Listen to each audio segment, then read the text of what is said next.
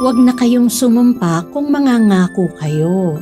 Maligayang araw ng Sabado, kapanalig.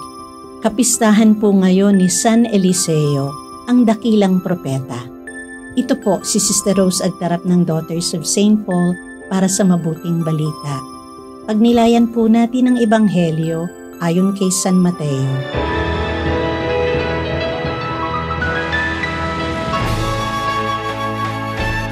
Sinabi ni Jesus sa kanyang mga alagad, "Narinig na ninyo na sinabi sa inyong mga ninuno, huwag kang sisira sa iyong sinumpaan. Tuparin mo ang sinumpaang pangako sa Panginoon.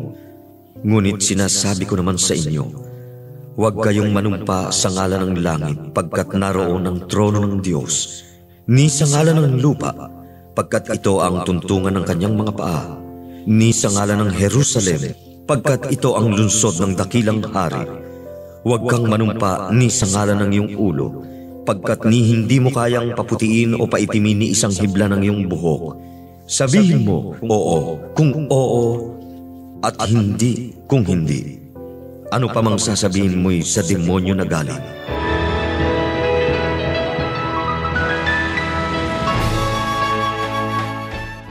Kapanalig, paano mo ba huhulihin ang taong hindi handang magsabi ng totoo? Heto ang isang paraan. Tanungin mo siya ng katanungan na maaaring sagutin ng oo o hindi. Ang taong nagsasabi ng totoo ay madaling makasagot ng simpleng oo o hindi. Subalit ang taong ayaw magsabi ng totoo o ayaw manindigan sa isang usapin ay hindi sasagot ng oo o hindi. Magtatahi-tahi siya ng mga salaysay upang bigyang katwiran ang kanyang posisyon sa usapin na hindi niya mabigas at mapanindigan. Kaya sa mabuting balita natin ngayon, sinabi ni Jesus, "Sa makatuwid, ganito ang magiging pananalita ninyo. Oo kung oo, hindi kung hindi." Ang humigit pa rito ay nanggagaling sa masama. Naalala ko tuloy ang biroan namin noong mga bata pa kami. Upang higit na maniwala ang kalaro, ganito ang isasagot.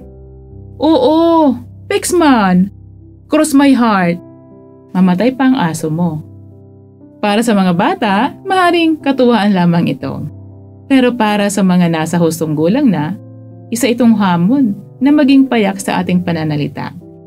Kailangan din maging mapanuri sa ating kausap. Dahil kahit kulayan pa natin ng puti ang kasinungalingan, ay kasinungalingan pa rin ito. Kahit pa ang layunin nito ay para huwag makasakit ng kapwa. Para sa akin, mas mabuti na ang masaktan dahil sa katotohanan kaysa patuloy na mabuhay sa kasinungalingan. Kapanalig, si Jesus ang katotohanan, kaya ang nagsasabi ng totoo ay nabubuhay at nananatili sa Kanya.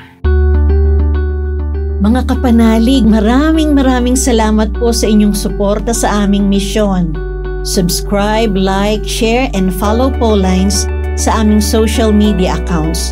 Patuloy po kaming ng inyong tulong upang maipagpatuloy ang programang ito.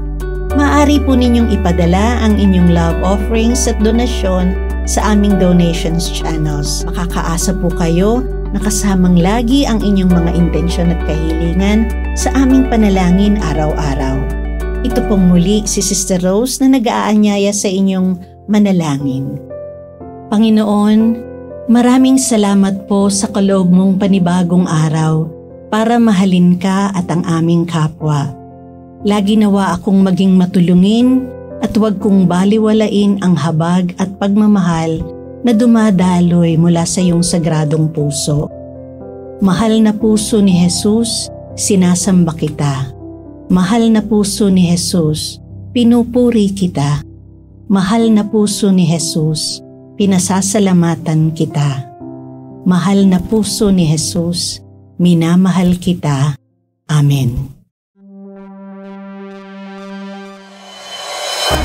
We are here to provide a new way of communicating and proclaiming the gospel.